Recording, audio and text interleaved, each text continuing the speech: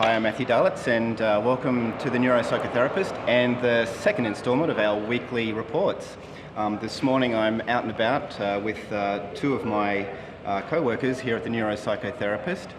Tina, who's one of our editors, and she also does news editing, and Jeff, who is my associate editor. Say hello, Jeff. Greetings. One of the things that's been interesting this week is some research about sleep and how sleep and developmental behaviour has repercussions later in life. So I'll just let Tina just fill you in on a little bit of the details of that report. Yes, I just want to talk a little bit about my most recent news item, which was about bedtimes. Now, I'm sure many of you will sympathise with the subject matter, and when I was writing this I was thinking of my own trouble with putting my own children to bed, and I was thinking too how good it is that instead of saying it's bedtime now, you have to go to bed because I say so, we can now say it's bedtime now, go to bed because it's good for you. So I'd like you to read this article if you haven't already, and catch up with the latest research on this and any of my other news items that I do from time to time, which I enjoy very much, and I hope you enjoy them too. Thanks, Tina. Another interesting article which I came across this week was to do with the video game guru Trip Hawkins, who created Electronic Arts and a multitude of games for a whole generation. And he's teaming up with Yale Center for Emotional Intelligence, and he's developing games for education and to increase social skills, which I think is just absolutely fantastic. He's got a new company that they're based in London. It's called If You Can. And these guys are looking at reinforcing healthy social development in our kids. So we're moving away. He's moving away from the more violent sort of games and looking at using the whole gaming platform to create a more positive educational experience for kids. And as a father of three, I realise the pervasive and very powerful influence that gaming can have on our children, and so it's really great to see such a giant in the gaming industry like Trip now moving towards something that's a little bit more wholesome and moral, and hopefully something that will help our kids become more socially competent. So check that out. That will be at the bottom of the notes, below this video, there'll be links to that, so check that out if you're interested at all. Now we're going to cross over to Richard Hill, who has another report for us. Thanks, Richard. Hello, Richard Hill from the Mind Science Institute, reporting to the Neuropsychotherapist for our weekly update, out on location, so I thought that might be fun, do it outside. But what's going on? It's a couple of things. I've got a bit of research and again an episode of something interesting that we can have a listen to. But what I found was an interesting thing in the journal Schizophrenia Research. Now this paper's still in press, so it'll probably be about another month, maybe December, maybe January it'll come out. But from an interesting group of practitioners from the Faculty of Medicine in Turkey, Usok, pardon me if I get the pronunciation wrong, Usok et al., looked at this aspect of cognitive deficits, bit of a car in the background, cognitive deficits in schizophrenia as an indication of potential schizophrenic, of potential psychosis risk. Now this has been an interesting area that's been looked at quite a lot, and these guys looked at familial people with ultra high risk, those in the families, those who'd had first episode, and it also looked at controls. And what they did was they found, particularly in testings of attention, particularly in testings of verbal capacities and in working memory, that there was reduced amount of cognitive performance. There was a cognitive deficit evident in all those groups, the familial high-risk group, the ultra-high-risk group, and also those who had a first episode. It wasn't evident in the controls. Now, a lot of this is to do with the process that goes on in the cortex during those formative years, the sort of the 14 to 25 adolescent type of years, where we have what really looks like on MRIs and things, a cortical thinning, a grey matter loss, a grey matter thinning over the cortex, running from the back of the head down to the front and sort of completed down into the prefrontal cortex in the 18, 19, 20 type of age. But it's also possibly not so much loss, or we can have some pruning of the grey matter, but also it can be an increase of activity in the myelination. So by increasing the myelination and that coming further up towards the cell body, that we're looking as though we're getting less grey matter.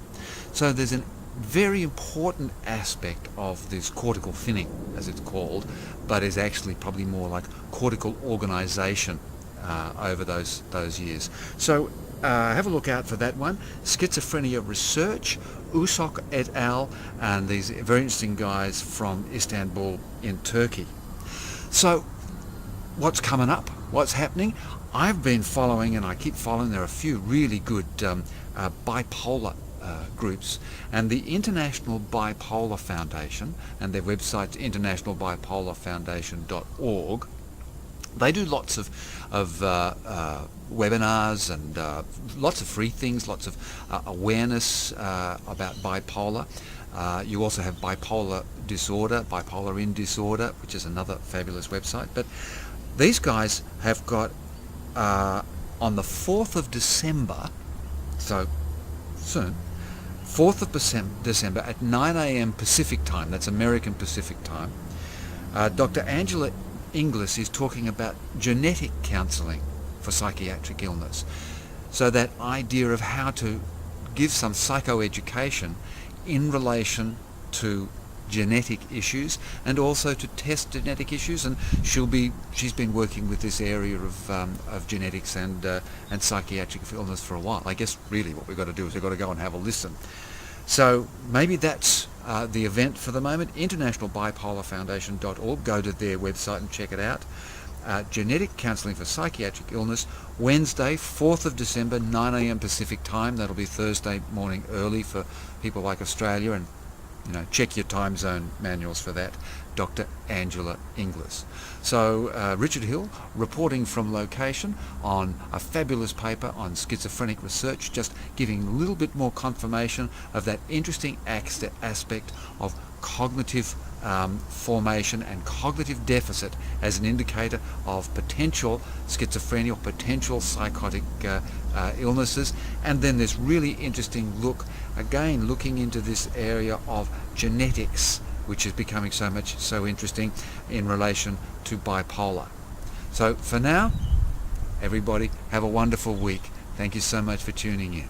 Bye-bye. Thanks, Richard.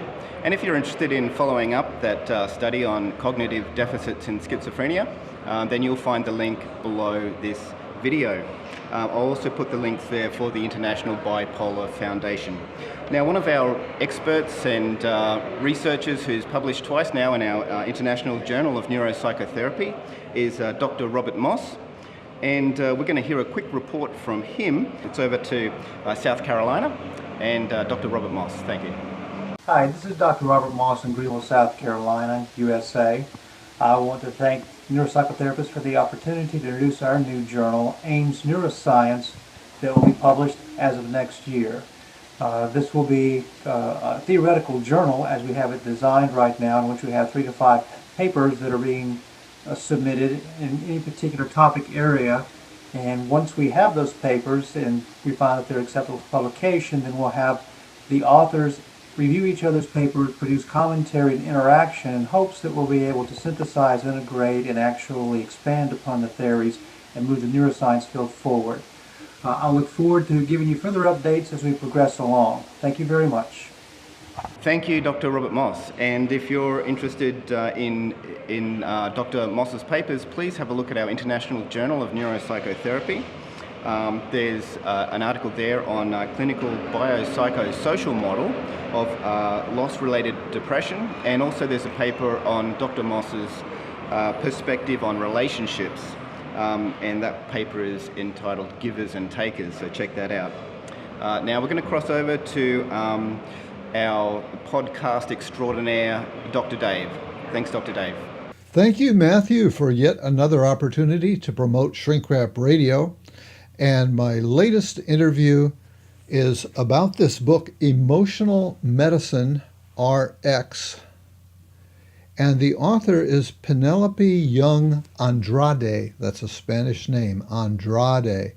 And I really enjoyed interviewing this very professional and mature psychotherapist who has drawn upon many influences that she has integrated in her work. And I just want to review some of them here. They include mindfulness, family systems, psychosynthesis, eidetic imagery, bioenergetics, biodynamics, somatic experiencing, tantra, and accelerated experiential dynamic psychotherapy. Now, she actually does a good job with this. This is, I guess you would call it a self-help book, and yet it's not a lightweight book. It's very accessible, but as I say, she is a mature therapist with a lot of experience, and she has balanced this in a very good way.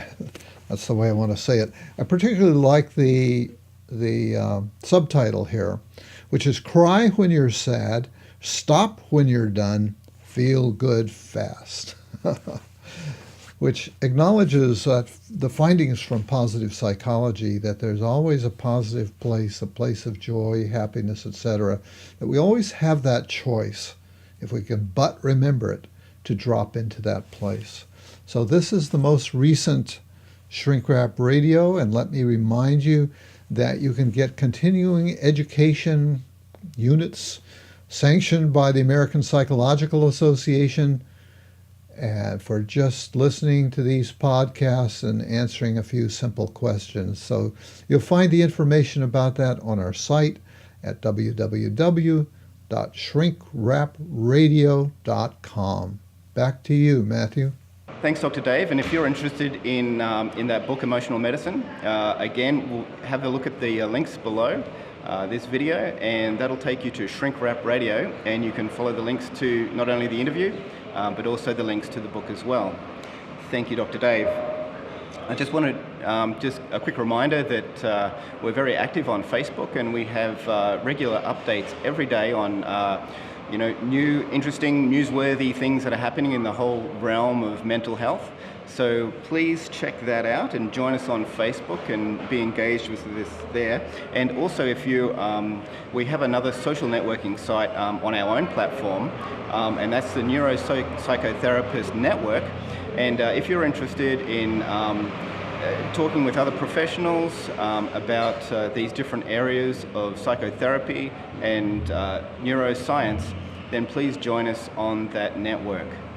Well, that's about all we have time for today. So have a great week, and I'll catch up with you next week here on the Neuropsychotherapist. Goodbye.